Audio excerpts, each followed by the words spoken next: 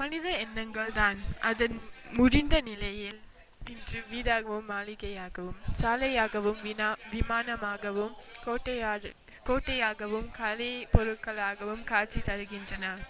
ஒரு காலத்தில் இவையெல்லாம் வெறும் எண்ணங்களாக யாரோ ஒரு மனிதன் மனத்தில் தோன்றின. பின் நடைமுறை அனுபவங்களாக உருப்பெற்றன.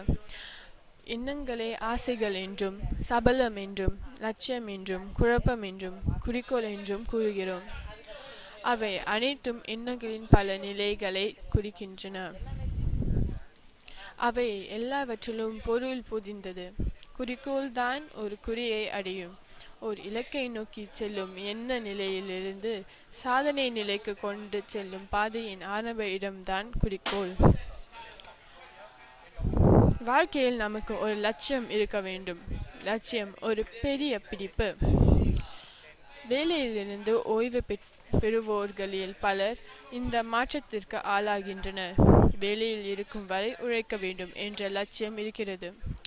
அவர்கள் வேலையிலிருந்து ஓய்வு பெற்றதும் தங்களின் வாழ்க்கை வேலை முடிந்துவிட்டதாக எண்ணுகின்றனர். இப்படிப்பட்டவர்கள் வெகு விரைவில் இழந்து வருகின்றனர். அதனால் அப்படிப்பட்டவர்கள் முன்கூட்டியே வாழ்வில் வேறு பல லட்சியங்களை தேர்ந்தெடுத்து கொள்ள வேண்டும். சமுதாய பணி, கல்வி பணி, எளியவருக்கு உதவுதல் என்று வாழ்வில் ஏதாவது ஒரு அர்த்தம் இருக்க வேண்டும். லட்சியமில்லாத வாழ்க்கை நேற்று வாங்கிய காய்கறியை போல மறுநாள் வாடி வதங்கி போகும். நாட்டை காத்த நல்ல தலைவர்கள் தங்களது கடைசி காலம் வரை பெரும் லட்சியத்தை வைத்திருந்தனர்.